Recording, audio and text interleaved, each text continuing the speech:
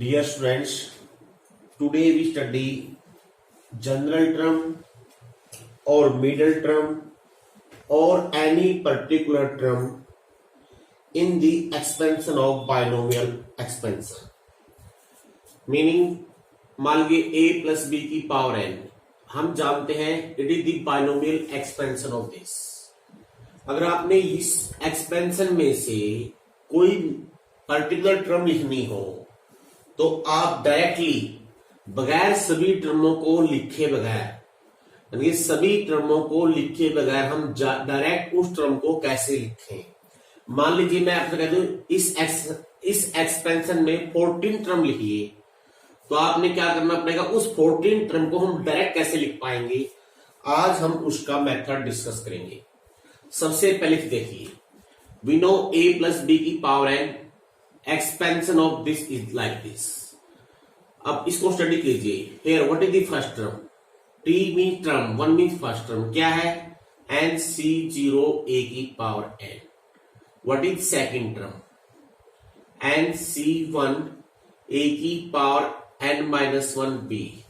Third term nc2 a की power n-2b square. अब इस पैटर्न को आप समझिए। अगर हम इस पैटर्न को समझ लें और मैं अगर चाहूं भी what is the term r plus 1th, तो क्या इस पैटर्न को देखकर आप डायरेक्टली इस टर्म को लिख सकते हो? शेयर कैसे लिखो, देखिए। पहले देखिए कोफिशिएंट है क्या है, nc0 nc1 nc2। t1 है तो कोफिशिएंट में यहां 0 आया, सेकंड है तो 1 आया, 3 है तो 2 आया, अगर r प्लस 1 है तो यहां आएगा ncr, यानी कोफिशिएंट पता चल गया हमको। अब ये a की पावर यहां पर क्या है n, यहां है n-1, यहां है n-2। इस पैटर्न को कैसे पढ़ेंगे, देखिए n-0 n-1 n-2, बस चल गया पता। जिसमें a की पावर क्या बढ़ेगी n-r, b की पावर क्या है, यहां पर 0 है, यहां b की पावर 1 है, यहां b की पावर 2 है।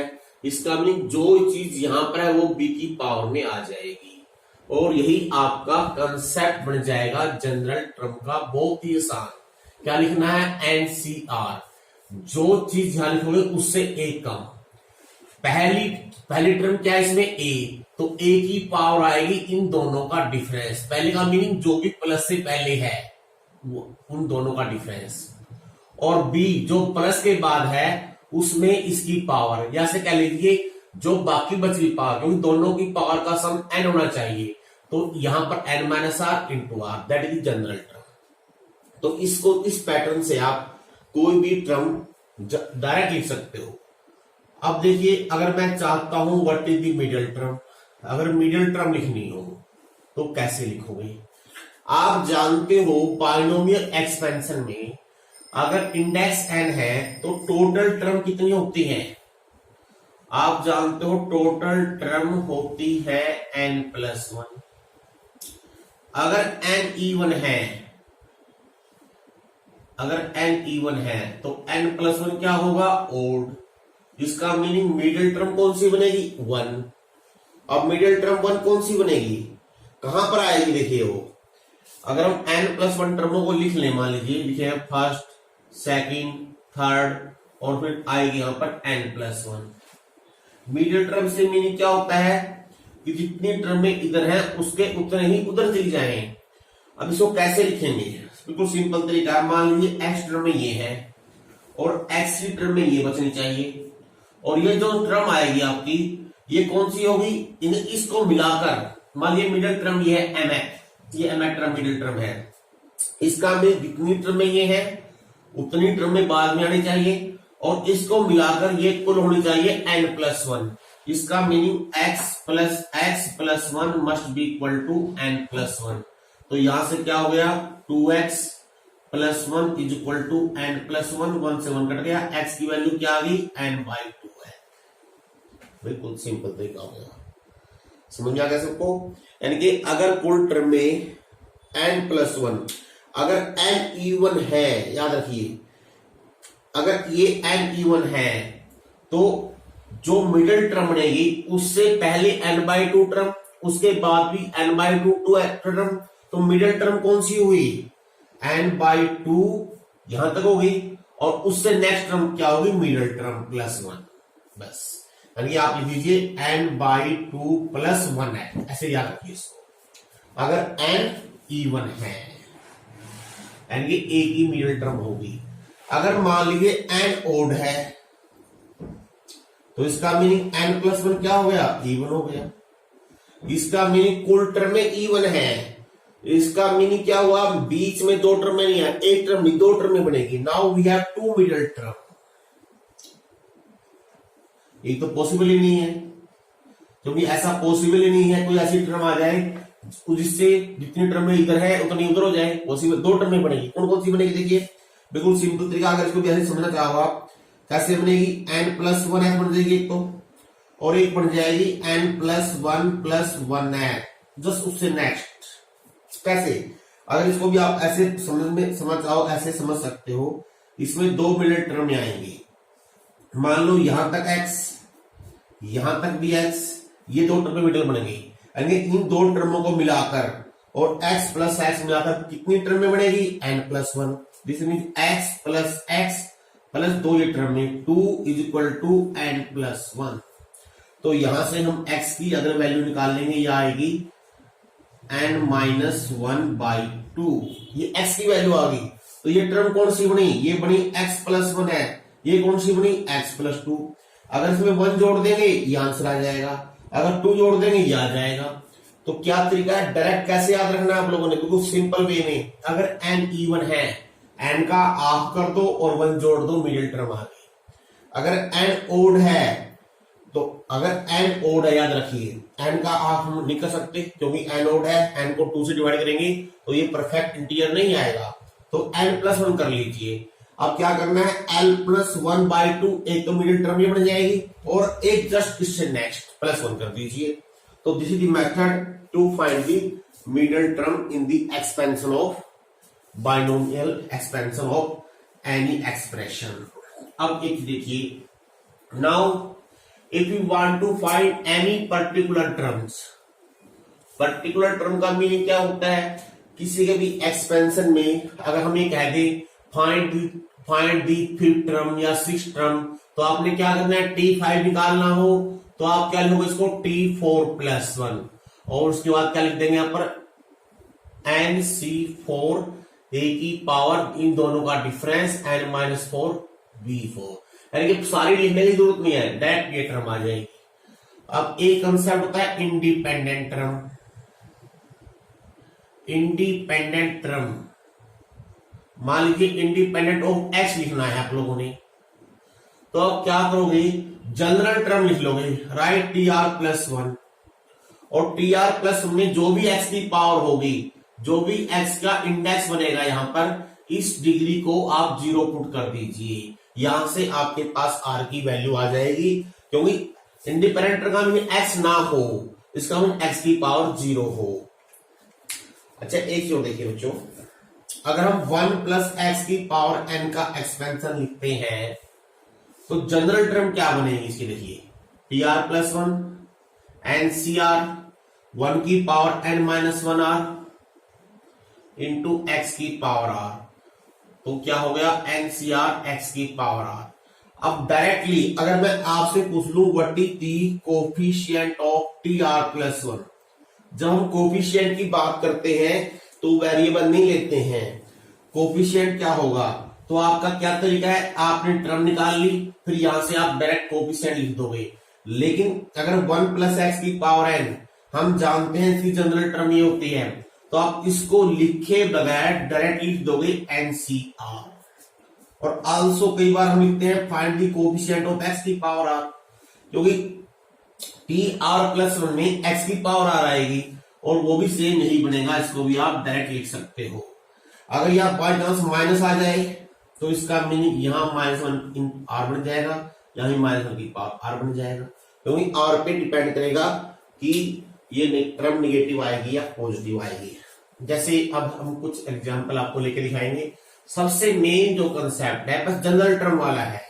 जनरल टर्म का तरीका आपको पता है तो आप डायरेक्टली कोई भी टर्म लिख सकते हो। जैसे हम 1-2 एग्जांपल लेके दिखाते हैं आपको। Find the general term in this expansion x square minus 1 by x की पावर 12।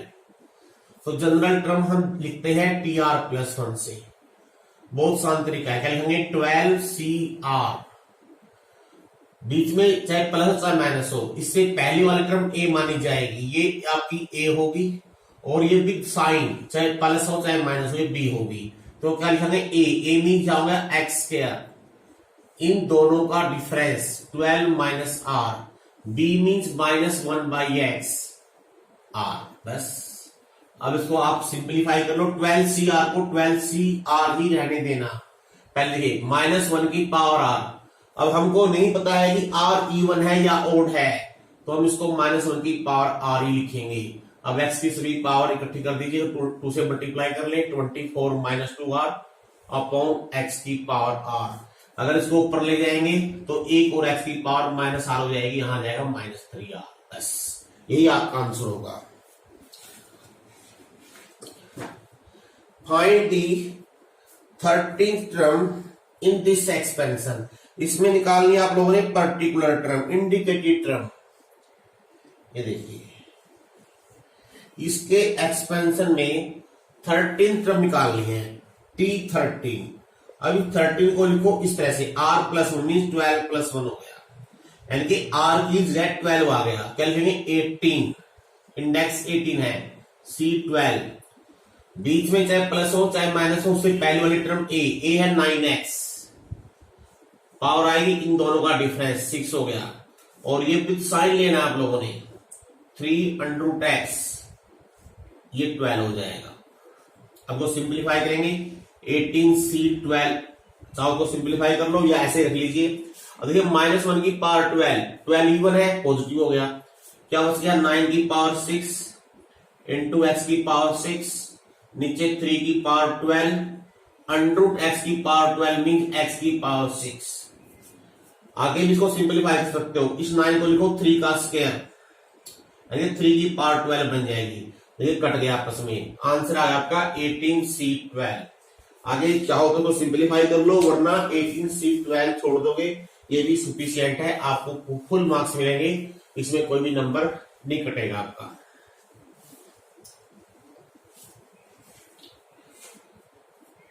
और देखिए फाइंड दी, अच्छा अब तक जो बात हमने की है, we have to write the term from the beginning. अब एक एग्जांपल देखिए, इसमें आर टर्म लिखनी है, कहां से, फ्रॉम एंड। इसके 2 तरीके आपको बताऊंगा, इसके एक्सपेंशन में एंड से आर टर्म लिखनी है, अगर उल्टी दिशा से देखिए कैसे लिखेंगे, आर 2 तरीके हैं। फर्स्ट मेथड देखिए, from end is equal to, अगर मैं आर टर्म एंड से लेता हूं तो बिगिनिंग से कौन सी टर्म बनेगी, क्या तरीका देखिए, ऐसे लाइन मार लीजिए, कुल टर्म में हमारे पास कितनी है 1 से लेकर n+1। अब इधर से आर गिनिए, मान लीजिए ये 1 है, ये सेकंड टर्म है, ये थर्ड टर्म है, सपोज के यहां पर ये आर टर्म हो गई, तो हमने इधर से आर टर्म अगर यहां पर है तो इधर से ये कौन सी बनेगी काउंटिंग में, अगर हम इधर से गिनना शुरू करें ये टर्म कहां पर आएगी, क्या तरीका देखिए इसका, आप कुल टर्म में कितनी है n+1, और इस अगर ये इधर से आर टर्म है, ये आर टर्म है, तो इस यहां तक कितनी टर्में बच गई, अगर मैं यहां से यहां तक काउंट कर लूं ये टर्में कितनी बनेगी, ये टोटल कितनी है आर टर्म, और कुल कितनी है n+1, इसका मीनिंग n+1 में से r माइनस कर दें, यानी इस टर्म तक n+1 टर्म में है, तो ये कौन सी टर्म बनी, तो इधर से बन जाएगी ये n-r+1, तो यहां तक होगी और +1 कर दें, this mean that become n-r+2 है, यानी कि जो लास्ट से r टर्म बनेगी वो बिगिनिंग से n-r+2 बन जाएगी। तो एक मेथड तो ये है, इसका मीनिंग अब आप इसको डायरेक्ट देखो Tn-r+2, आप इसको कैसे लिखते हैं, इंडेक्स क्या है n, CR, r का मीनिंग क्या होता है, इसमें से एक कम, n-r+1, x की पावर क्या आएगी, इन दोनों का डिफरेंस, अगर हम इन दोनों का डिफरेंस लेंगे बन गया r-1, और इंटू ए की power this n minus r plus 1। अब एक रिजल्ट आपने पढ़ा हुआ है, हम जानते हैं nCr is equal to nC n minus r. ये भी ठीक है, इसको ऐसे लिखे रखिए, या इसको आप नीचे जो है ये वैल्यू, इसको दिस माइनस दिस, अगर इसमें से इसको माइनस कर दें वो भी लिख सकते हैं, वो ये आएगा एक्स की पावर आर माइनस 1। ये काफी बड़ा है इसलिए छोटा कर लिया इसको ऐसे लिख के, that is the are f term. अब दूसरा मेथड देखिए, दूसरा मेथड क्या लिखना देखिए, are f term from and, किसमें, इसमें। कैसे लिखें, अगर मैं इन दोनों को चेंज कर दूं, इनकी पोजीशन चेंज कर लूं, तो वो इसके बिगिनिंग से बन जाएगी, is equal to r f term from beginning, किसके एक्सपेंशन में, तो ये टर्म पहले ले आए और ये बाद में ले जाए, यानी ए प्लस एक्स लिख लें।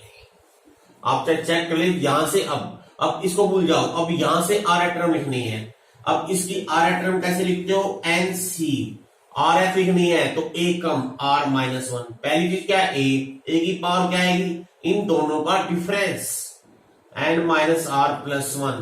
दूसरा क्या, एक्स की पावर आएगी आर माइनस 1। देखिए सेम आएगा आंसर, आप चेक कर सकते हो इससे। ये दोनों ही मेथड मैंने आपको बता दिए हैं कि किसी के एक्सपेंशन में एंड से अगर कोई टर्म लिखनी है तो दोनों में से कोई भी मेथड जो आपको शूट करता हो, जिसको आप आसानी से कर सकते हो, उस मेथड से आप इसको कर सकते हो।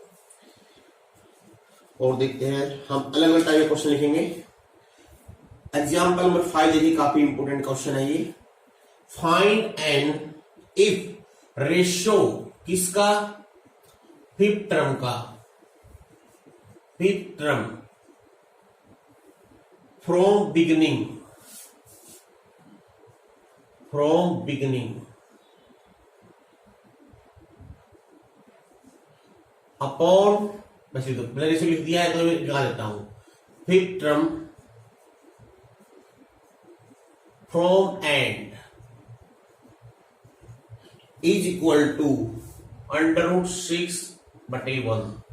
और एक्सपेंशन किसका है, 4/4 power of 2 plus 1/4 power of 3 पूरे की पावर n।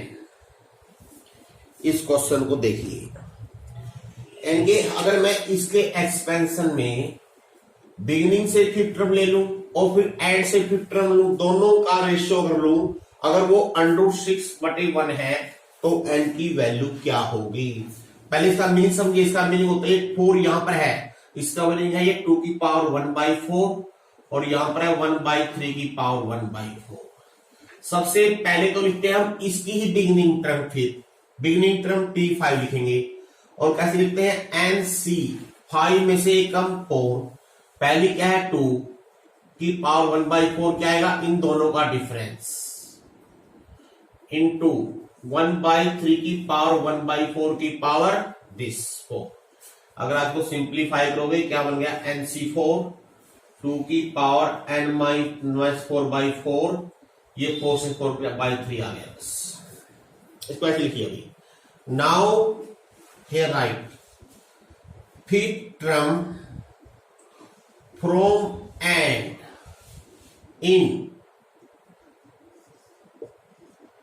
इसमें जो सेकंड तरीका था मैं वो यूज करूंगा, is equal to fifth term from beginning,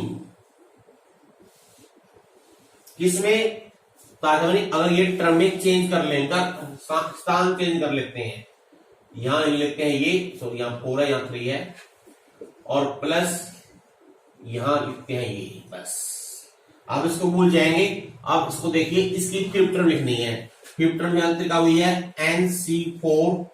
अब पहली जगह यहां पर ये, इसका मीनिंग है 1/3 की पावर 1/4 की पावर n-4, और दूसरे स्थान पर है 2 की पावर 1/4 की पावर 4। अगर इसको सिंप्लीफाई कर ले, NC4 ये होगा 1/3 की पावर n-4/4, 4 into 4 कट गया, इंटू 2 पर आ गया।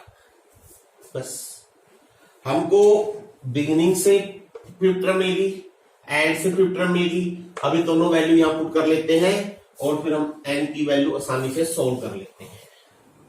देखिए बिगिनिंग से क्या आई थी हमारे पास, NC4 2 की पावर n माइनस 4/4/3 और एंड से आएगी अपॉन दिस। जब अपॉन लिखेंगे NC4 2 यहां जाएगा और 3 वाली पावर चली जाएगी ऊपर, जो नीचे ऊपर आ जाएगा, इट इज √6।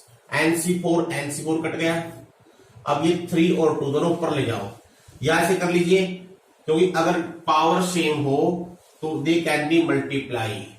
हम कैसे कर लेते हैं, देखो इसकी पावर भी सेम है, इसकी पावर भी सेम है, 2 × 3, इसको लिखेंगे 6 की पावर n माइनस 4/4, 2 × 3 6 को ले जाओ राइट साइड में, √6 × 6 हो गया 6 की पावर 3/2। बेस सेम हो गए हैं, then power will be equal, और आप अब यहां से n की वैल्यू निकाल सकते हो आसानी से।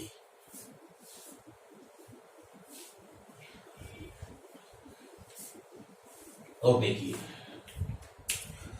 फाइंड द मिडिल टर्म, जैसे हमने मिडिल टर्म का कंसेप्ट पढ़ा था, अब उससे रिलेटेड एग्जांपल देखिए।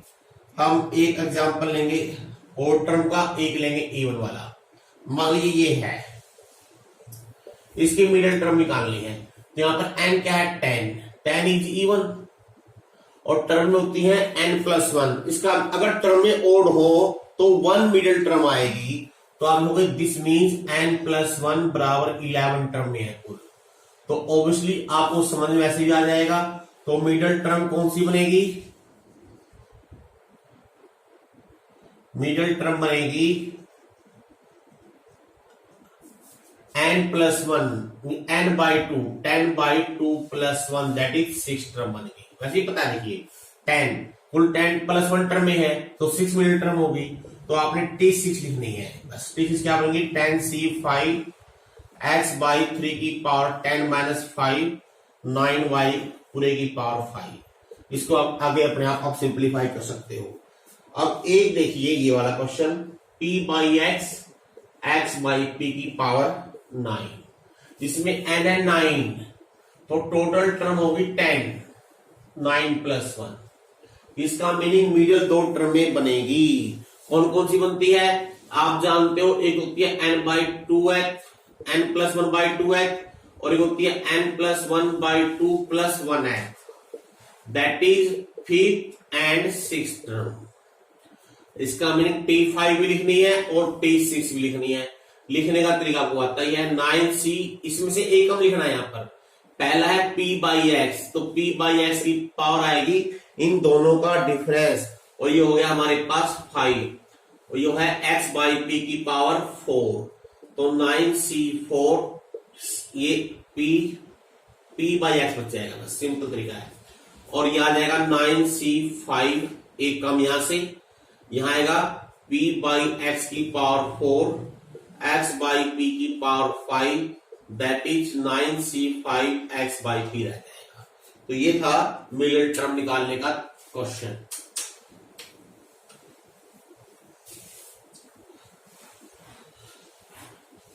और देखते हैं एक दो एग्जाम्पल और देखते हैं, काफी ज्यादा एग्जाम्पल दे रखे हैं इसमें। Find the middle term in the expansion. हम आपको मेथड बताएंगे, करना आप लोगों ने खुद है। देखिए 3 वेरिएबल आ गए, लेकिन आपको दिखाई दे रहा है ये बन गया 1 - x का होल स्क्वायर पूरे की पावर n, तो 1 - x की पावर 2n हो गया।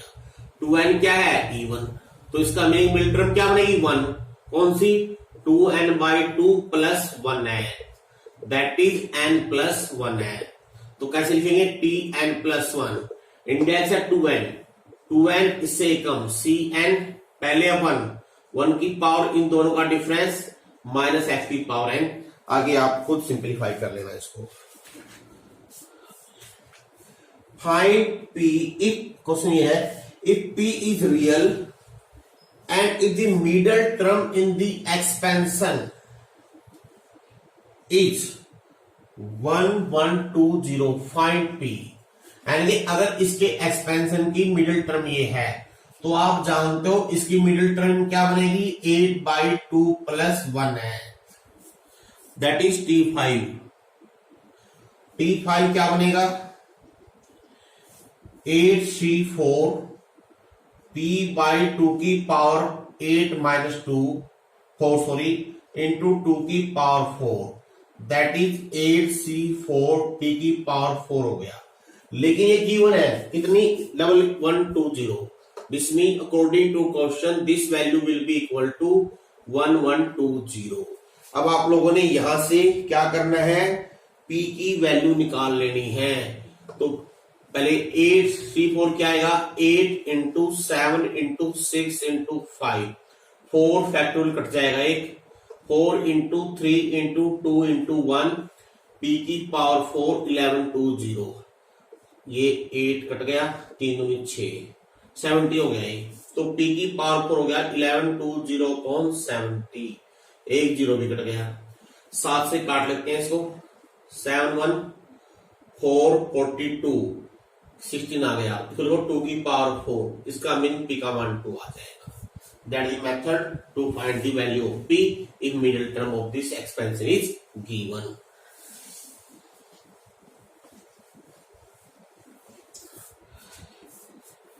अब देखिए कुछ पर्टिकुलर टर्म कैसे लिखनी है। हम एक एग्जांपल लेते हैं यहां से।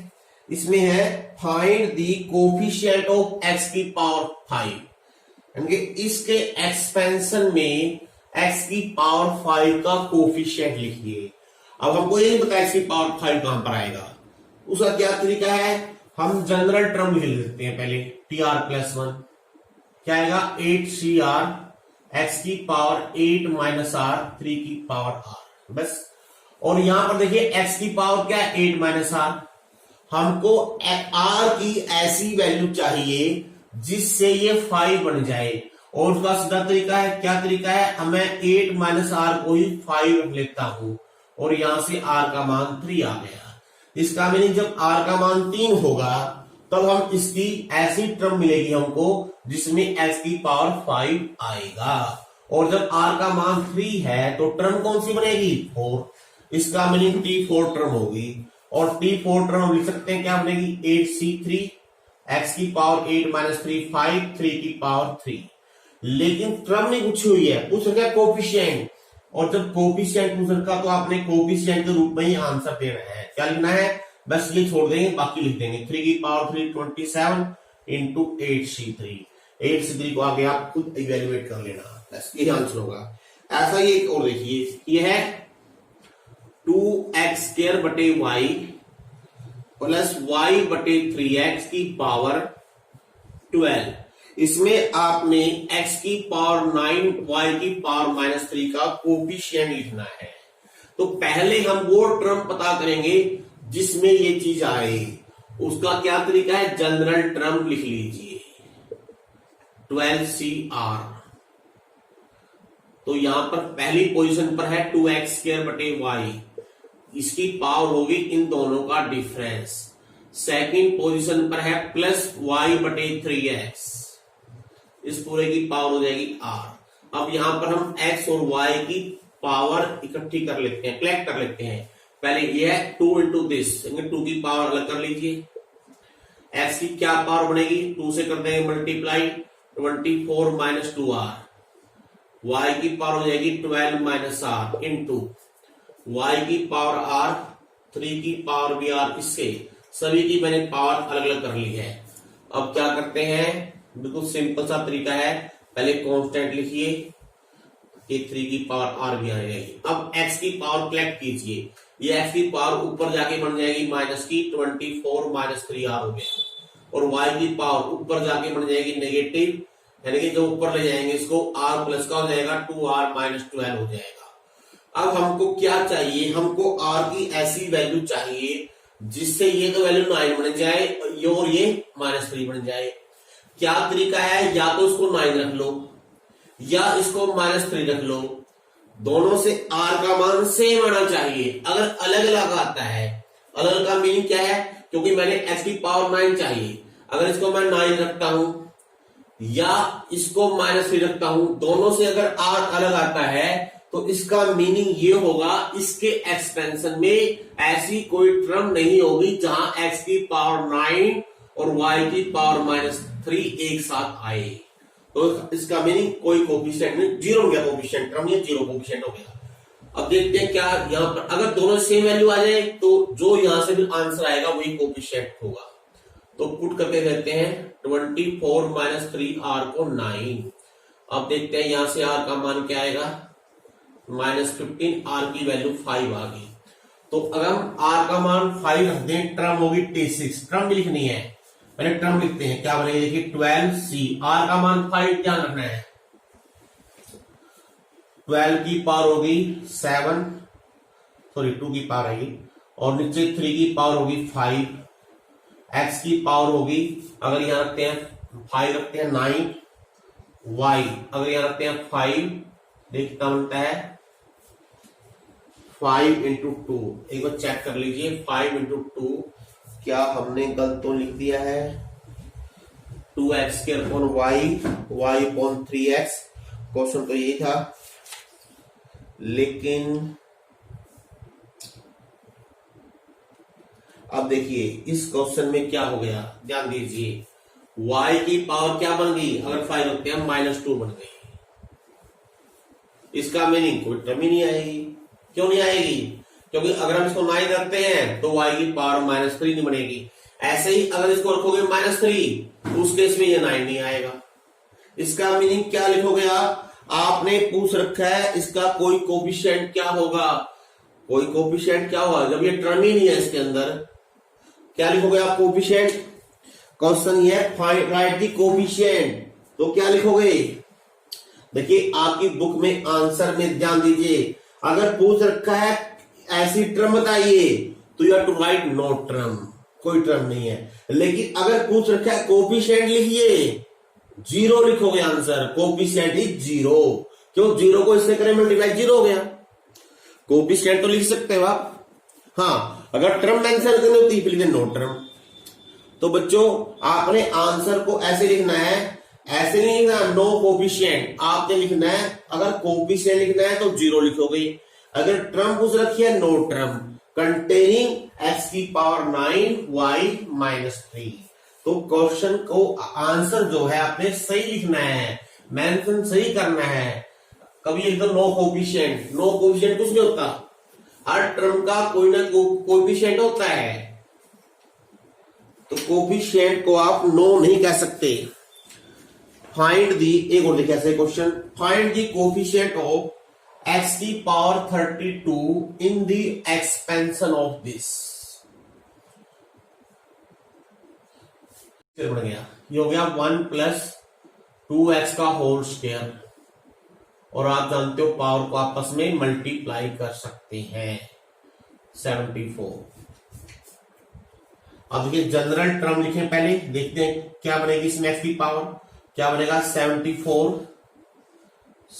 सॉरी ये 17 था, यहां पर हम गलती लिखे हैं 17 था, ये 34 हो जाएगा, यहां बनेगा 34c2 2x की पावर, सॉरी r गलती हो रही है बार बार, r ये बनेगा 30c r 2 की पावर r x की पावर r, क्या चाहिए 32, इसका मीनिंग क्या करेंगे, r को रख देंगे 32, जैसे ही r को 32 लिखा हमको टर्म नहीं मिल गई, लेकिन क्वेश्चन लिखना है सिर्फ कोफिशिएंट, और जब कोफिशिएंट की बात करेंगे ये जो टर्म है, फिर लास्ट स्टेप लिखेंगे हैंस कोफिशिएंट ऑफ x की पावर 32 इज दिस, आंसर के रूप में आपने ये मेंशन करना है। एक और देखिए ये 1 + 2x की पावर 6 इंटू 1 - x की पावर 7, x की पावर 5 का कोफिशिएंट लिखिए। अब इस क्वेश्चन को बच्चों ध्यान से देखिए, अब तक जब हमने जो भी टर्में लिखी है, जिनके भी कोफिशिएंट लिखे हैं, उन सब में एक ही बाइनोमियल एक्सपेंशन था, इसमें 2 आ गए हैं, इन दोनों के प्रोडक्ट का आप क्या तरीका है, जनरली देखिए अगर हम इन दोनों का एक्सपेंशन खोल के मल्टीप्लाई करें और फिर x की पावर 5 निकालें, it become very very lengthy question.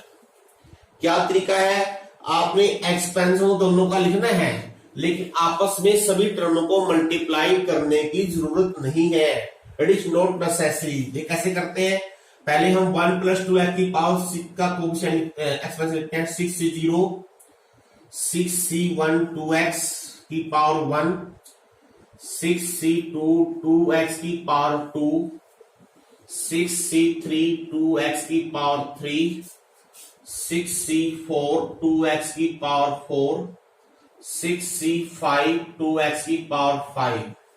चाहो छेद आगे की टर्म बनानी है चाहो लिख लीजिए, अगर नहीं लिखनी है तो मत लिखिए, ऐसे डैश लगा दीजिए बस, क्योंकि हमको मैक्सिमम क्या चाहिए, वो टर्म चाहिए जिसमें x की पावर 5 तक आए।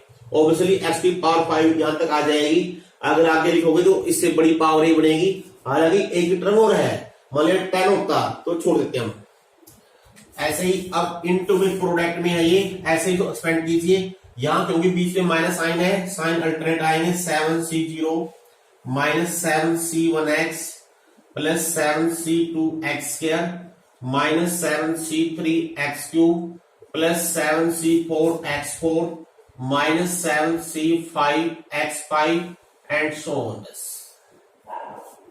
अब आपको निकालना है सिर्फ x की पावर 5। इन दोनों को अगर मल्टीप्लाई करने लग जाओगे आप, it become very very lengthy. Multiply करने की बिल्कुल भी जरूरत नहीं है, आप डायरेक्ट लिखिए यहाँ पर कोफिशिएंट ऑफ x की पावर 5, एक ही लाइन में आपका आंसर आ जाएगा। कैसे लिखना देखिए, आपने अब ये ध्यान देना है, पहले ये टर्म देखिए, यहाँ पर क्या है 6c0, और हमारा मकसद क्या है, इसको इन सबसे मल्टीप्लाई करना पड़ेगा।